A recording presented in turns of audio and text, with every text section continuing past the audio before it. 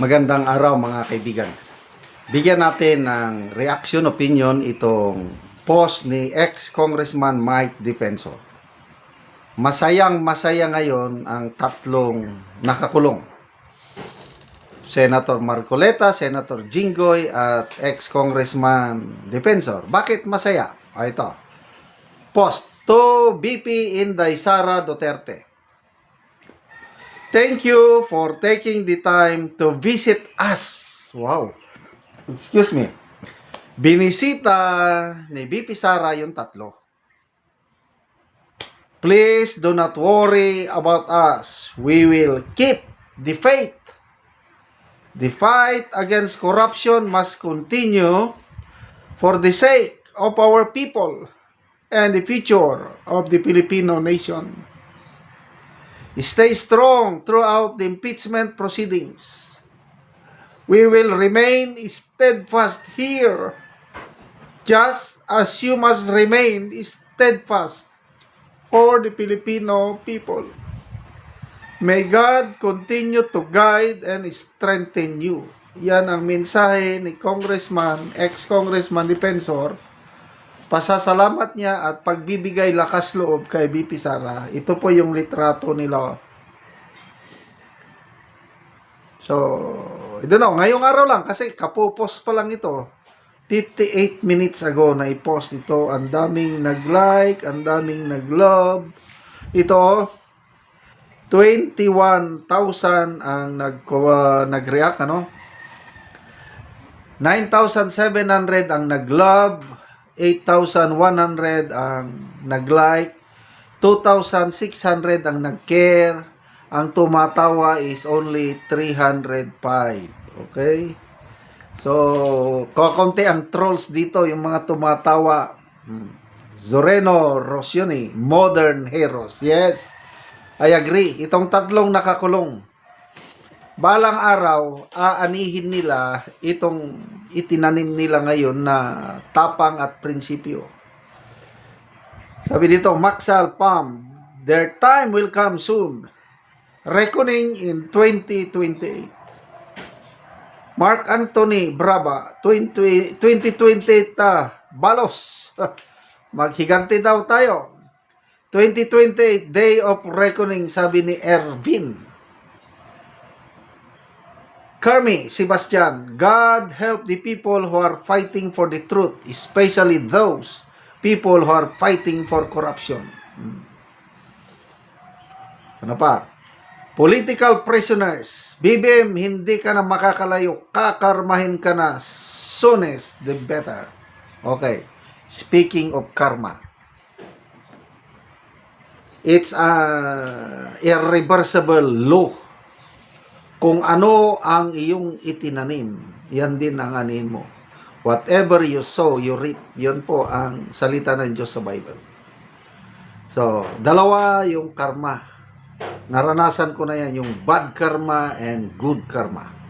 Noong una, kabataan ko, marami akong kalukuhan na pinagdaanan sa buhay. Nang dahil sa kalukuhan ko, naranasan ko yung bad karma. Hindi ko na lang isa-isahin. 101% sure. Gumawa ka ng masama. Babalikan ka ng masama. Gumawa ka ng mabuti.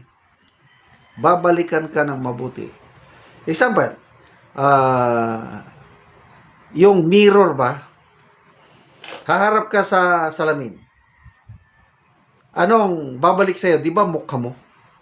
Ganon din yan, yung kindness, doing good works, helping other people.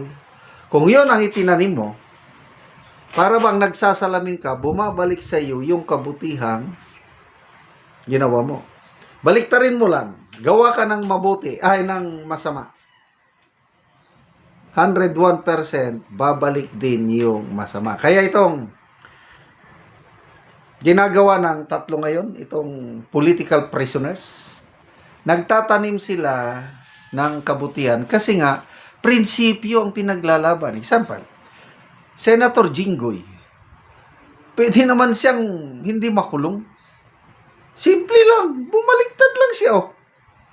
Umalis sa grupo ni Cayetano, Wala, hindi na siya makulong. Kailang pinili niya, balang makulong ako. Wow, nakakabilib. Kaya balang araw, susuklian ng taong bayan yung prinsipyong ipinakita ni Senator Jinggoy. Itong dalawa, Marcoleta and Defensor, sila yung dahilan bakit mayroon tayong Gotesa at Brave 22 Marines. Nang dahil sa pag-iingay nilang dalawa, Marcoleta, Defensor, yun, nakakulong sila. Again, karma, nagtatanim sila ngayon ng magandang gawain. Aanihin din nila yan. Hindi naman ito ang katapusan ng buhay nila, ng karir nila. On the other hand, itong administrasyong ito, sige lang. Akala nila makakalusot sila. Maybe sa batas ng tao, makakalusot sila. Sa batas ng Diyos. Di ba? God is a God of justice. Maalala ko yun.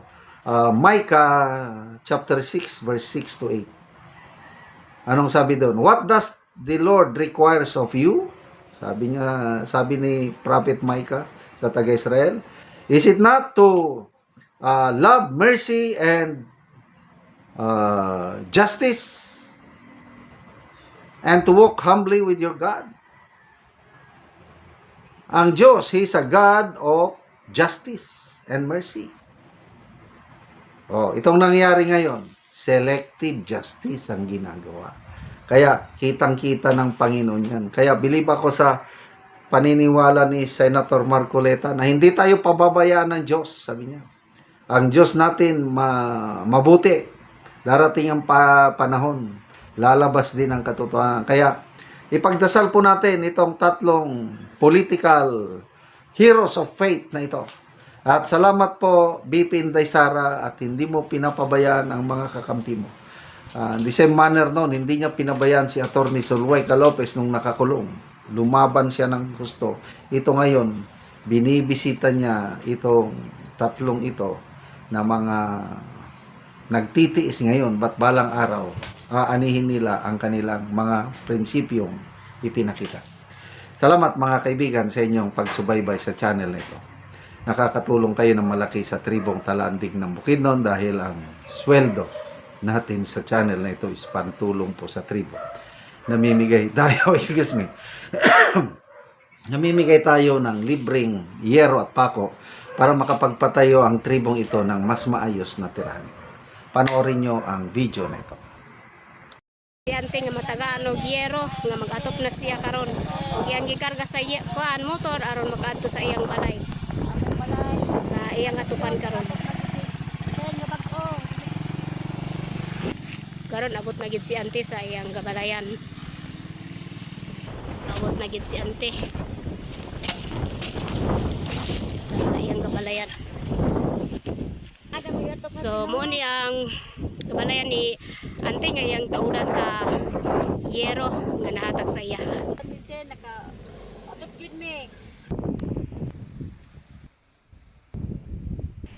Nagprobong ata, nakabalay gid diri.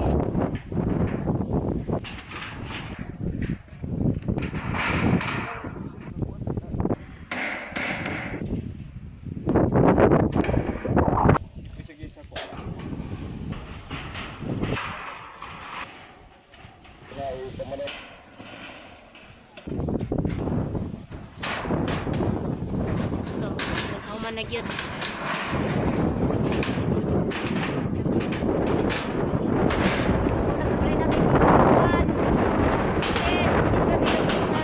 So, nindot na gyud kayo manaog. So, nakikita mo ayo.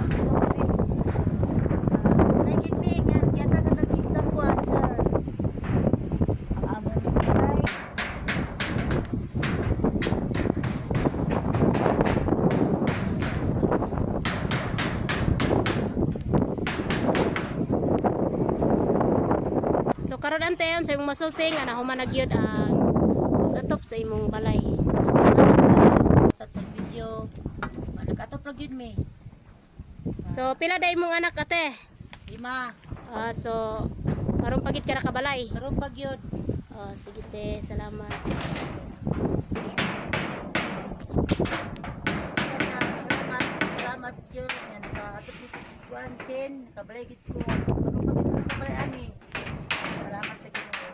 Oo, sige te, salamat po.